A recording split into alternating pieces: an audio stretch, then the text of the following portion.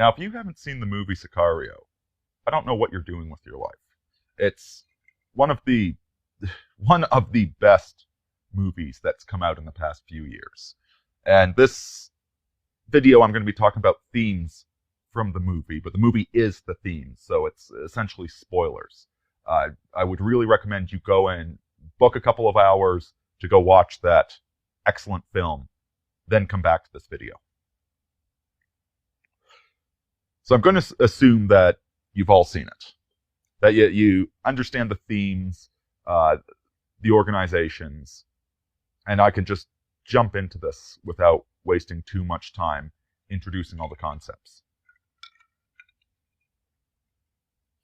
You know, the one thing that strikes me about the movie is the whole layout of the modern security infrastructure.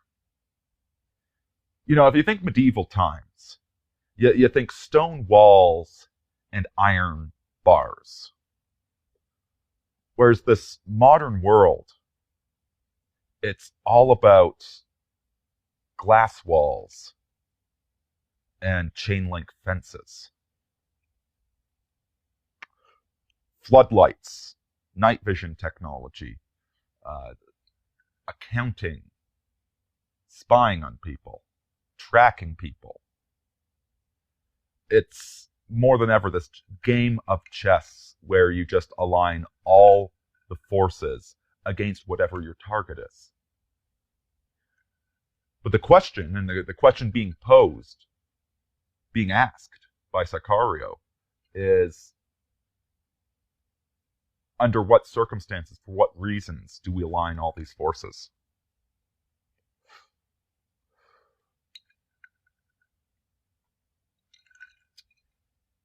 In Mexico, they still worship the gods of death, the Incan gods, the gods of torture and mutilation and brutality. Those gods are still very, very alive in that country.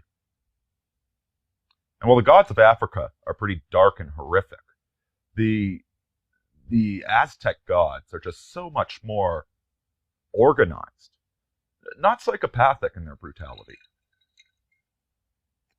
Not at all. Far too passionate. They enjoy it too much. They enjoy the sadism doesn't even do it justice, what they get up to down there.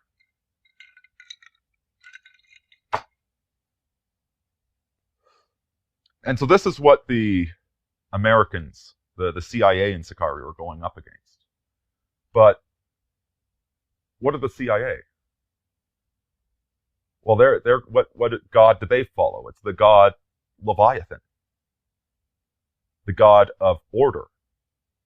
But it's order for order's sake. The violence in Mexico is so chaotic, unrestrained, unpredictable, anywhere and everywhere. You don't know who's on which side. Half the police are corrupt. The violence north of the border.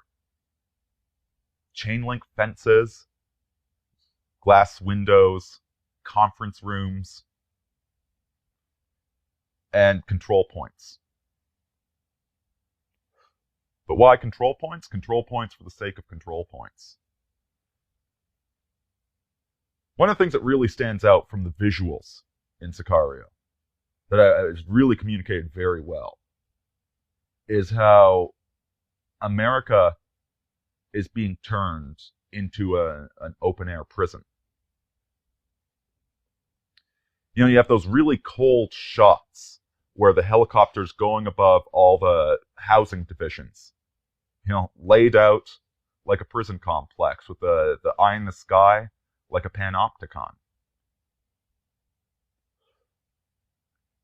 And then you have that sudden tonal shift where they go to the bar. And the bar is this, allegedly, down-to-earth, relaxed, normal place. Except it's not, is it? That's where she meets her assassin.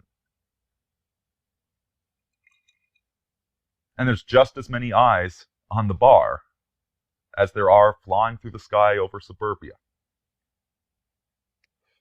Eyes absolutely everywhere.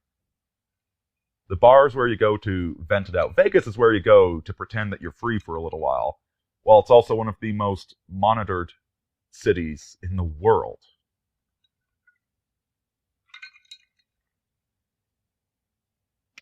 Open-air prison. Open-air prison that you have to make sure nobody's getting out of line.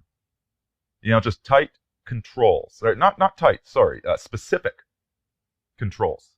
Loose controls, but very specific. Choke points. Here, here, here. You don't know what sort of chaos is going on right in here, because you can't track everybody in there, but you've got the choke points where you keep track of which visas are flowing through them. And when somebody steps out of line, they don't even know it's coming. All the force of the state just comes down on them like a hammer.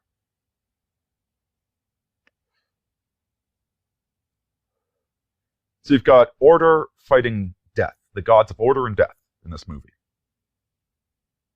But then at the very end, when the coyote, when the Sicario confronts the drug lord, what does the drug lord say?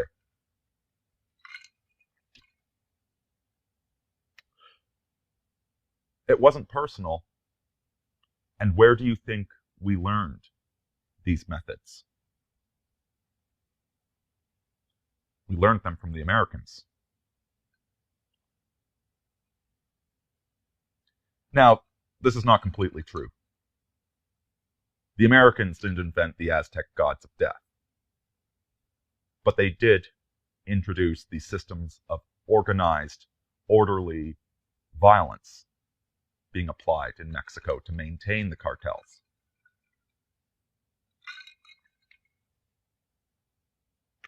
And the Americans themselves have learned a little bit from the Mexicans about worshipping death, haven't they? They've learned how cheap human life is by trying to impose the god of order on the god of death.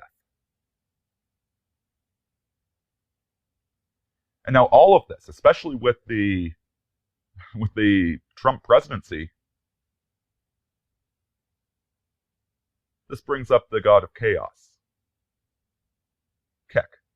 Pepe.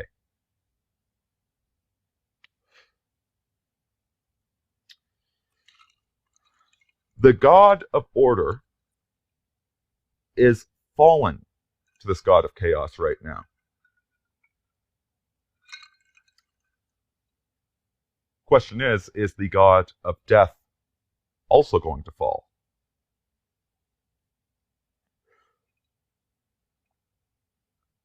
And this is the danger of descending into the abyss, of descending into chaos. And you need to descend into chaos to come back into the light, to grow as a person. You can't remain stagnant and orderly. This is what was killing America. This panopticon, this open-air prison, was choking the life out of America. And chaos was necessary, maybe not inevitable, but certainly necessary. Question is, now what? What god are you going to start worshiping now? Order's dead. Death? I hope you don't want to worship that one. Chaos? Chaos is just an interregnum. So that's my question for you, America. Which god are you going to worship now? Deus Volt, Aurini out.